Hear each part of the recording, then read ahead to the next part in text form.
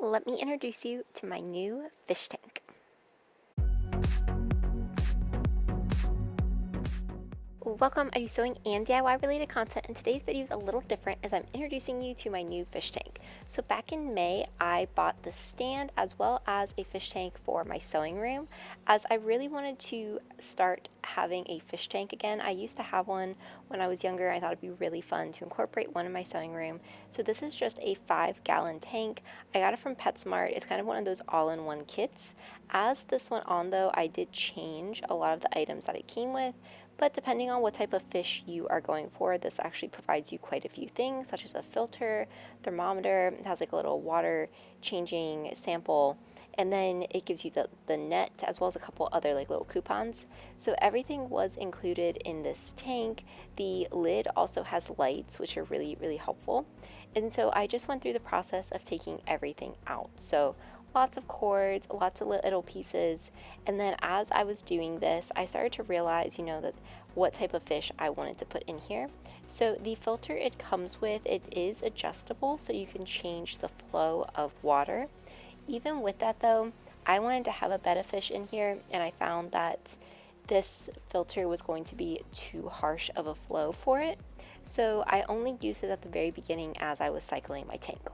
Now the hood, it has a little option for you to be able to open it to feed them, and then like I said, there is that light included, which is on the bottom of the hood itself.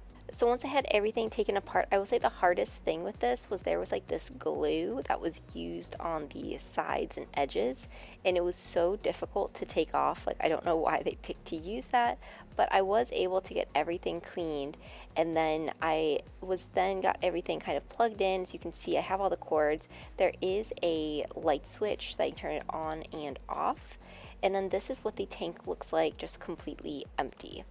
Now, once I had all of this done, I went through the process of trying to figure out what did I want to use to put this down with. So I did buy some substrate. I want to have live plants in mine. I also got it a mini heater, as betta fish do need to have their water heated in the best case scenario. Then I got this from Amazon as well. It's like a little water cleaner that comes with that pump, so that it's like one of those gravel vacuums. And then this is the substrate that I'm going to be going with. This works really well for live plants, and again, like, it's been about 2 months since I've done all of this, and this is still working really, really nicely. They do have on the back like how much to use based off of your aquarium.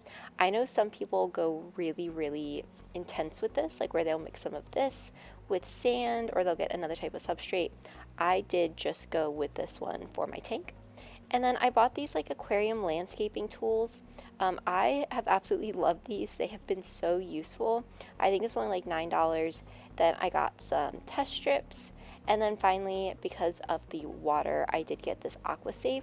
So I've been using this for the last couple of months, and it works really well to remove the chlorine and just making it safe for my fish that is now in the tank itself. Now, while the tank wasn't set up, I did go to a local fish store just to see all of the betta fish.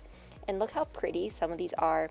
I actually love how they gave them such large little places to be compared to like the little cups from PetSmart or Petco. And then during the visit to that store, I actually bought a couple pieces of driftwood. Now, the color tags was indicating the price, like based off the size. So I had all of this sort of together, ready to go.